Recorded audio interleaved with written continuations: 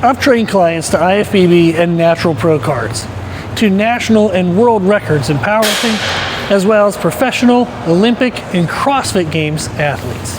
In today's video, I want to share a fun technique that we're using to increase muscle size for one of my clients.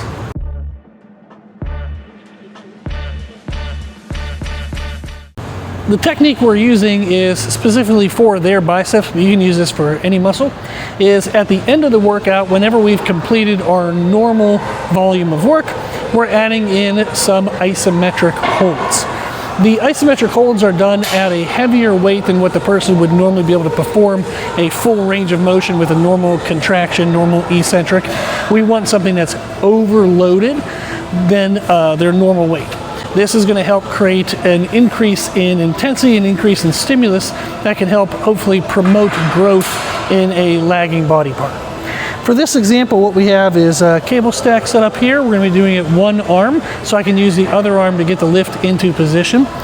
So what we'll do is we're going to use the other hand. We're going to lift this up into the middle of the range of motion.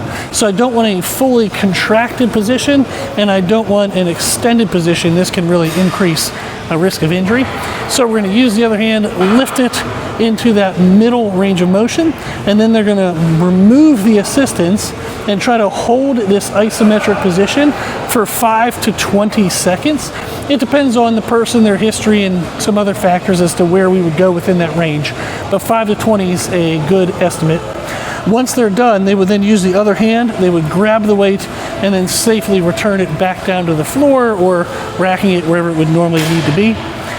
Now, usually what we'll do is we do 2 sets of this. If you're doing it unilateral, it would be one arm then the other, or one leg then the other. If you're doing leg extensions, leg curls, something like that. We're going to do 2 sets, and the first workout we do it, we just kind of take a guess, see how the person feels. If they notice an increase in fatigue or soreness, then we keep that as is for the second workout.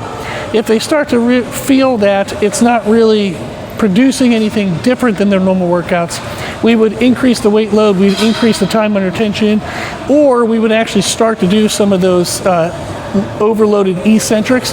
However, that's more of an advanced technique, so I would hold off on that until you do these isometrics a few times and really learn what your body's capable of. But this can be a fun technique you can throw into your next workout if you want to get a little extra intensity and spice things up and just have something new in the workout.